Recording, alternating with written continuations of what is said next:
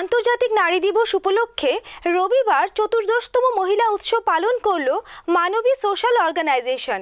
এদিন আগরতলা প্রেস ক্লাবে বিভিন্ন অনুষ্ঠানের পাশাপাশি 2024 মানবী সম্মাননা পুরস্কারও প্রদান করা হয়। মানবী সোশ্যাল অর্গানাইজেশনের উদ্যোগে রবিবার আগরতলা প্রেস ক্লাবে চতুর্দশতম মহিলা উৎসব পালন করা হয়। এই মহিলা উৎসবে দিনভর নানা অনুষ্ঠানগুলির মধ্যে আন্তর্জাতিক নারী দিবসকে স্মরণ করা এবং 2024 মানবিক সম্মাননা প্রদান সচরিত কবিতা পাঠ ছিল উল্লেখযোগ্য। অনুষ্ঠানের শুরুতে উদ্বোধনী সঙ্গীত পরিবেশন করেন মানবী সোশ্যাল অর্গানাইজেশনের শিল্পীরা। প্রারম্ভিক বক্তব্য রাখেন সংস্থার সম্পাদিকা শ্রীমতী সুস্মিতা ধর। রবিবার দিনভর আয়োজিত মহিলা উৎসবে সভাপতিত্ব করেন সংস্থার সভানেত্রী ডক্টর বিথিকা চৌধুরী। এদিনের অনুষ্ঠানে মঞ্চে প্রধান অতিথি হিসেবে উপস্থিত ছিলেন বিশিষ্ট নাট্য পরিচালক, নাট্যশিল্পী এবং লেখক বিভু ভট্টাচার্য এবং বিশেষ অতিথি হিসেবে উপস্থিত ছিলেন বিশিষ্ট ক্রীড়া ব্যক্তিত্ব শ্রীমতী নিয়তি দেবনাথ মহোদয়া। অনুষ্ঠানে বিশিষ্ট সাংস্কৃতিক ব্যক্তিত্ব এবং সমাজসেবী ক্রাউনফুং মক এবং প্রাক্তন অধ্যাপক বিশিষ্ট লেখক ও সাংস্কৃতিক ব্যক্তিত্ব ডক্টর নারায়ণ ভট্টাচার্যকে মানবিক সম্মাননা 2024 দিয়ে অনুষ্ঠানকে স্মরণীয় করে রাখা হয়। এছাড়াও সংস্থার অন্যতম সদস্যা শিউলি চক্রবর্তী সহ অন্যান্যরা সঙ্গীত পরিবেশনের পাশাপাশি একক শ্রুতির নাটক পাঠ করেন। যদি মেয়ের জন্মক্ষণে তার সম্পর্কে আমাদের ঘৃণা বোধ না হয়, তাহলে বেটি বাঁচাও বেটি পড়াও বর্তমানে কেন চলছে জানেন তো আপনারা? বেটি বাঁচাও বেটি পড়াও, আমি নাটকের লোক দেখে বলছি, আমরা তো করছি নাটকটা, আমাদের আজকে শুটিং চলছে বেটি বাঁচাও বেটি পড়াও। কেন না?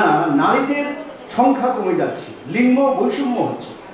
সরকার থেকে উদ্যোগ গ্রহণ করা হয়েছে যে লিঙ্গ বৈষম্য কাটাতে হবে, সমান করতে হবে, তা না হলে অগ্রগতি হবে না দেশে। আরে স্নেহ মায়া মমতা যদি কমে যায়, আপনি কি শুধু টাকা রোজগার করে চলতে পারবেন দেশের মধ্যে, সংসারের মধ্যে? এটা হয় নাকি? সরকারও এখন লিঙ্গ বৈষম্য কমে যাচ্ছে স্বীকার করছে। ফলে শুরু হয়েছে বেটি বাঁচাও বেটি পড়াও। বেশি অর্থ, বেশি সুযোগ সুবিধা দিয়ে কিছুটা হলেও সেই সমতা আনা যায় কিনা সেই অবস্থা চলছে।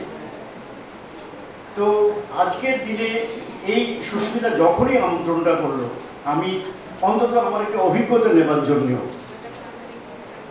আমি আসতে খুবই উদ্গ্রীব ছিলাম, এবং এই কদিন ধরেই বিষয়টা আমার মনে মনে খুব একটা উৎসাহ সৃষ্টি করেছে যে তারা কি করে কি বলে সেটা আমার সরাসরিভাবে শুনতে হবে, কারণ বই পুস্তকে তো এগুলি এইভাবে পড়ি।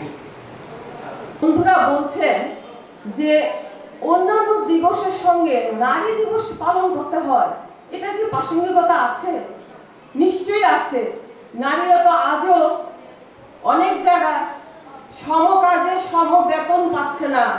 অসংগঠিত শ্রমিকরা একই কাজ করছে, একই পরিশ্রম করছে, মজুরি ভিন্ন হচ্ছে।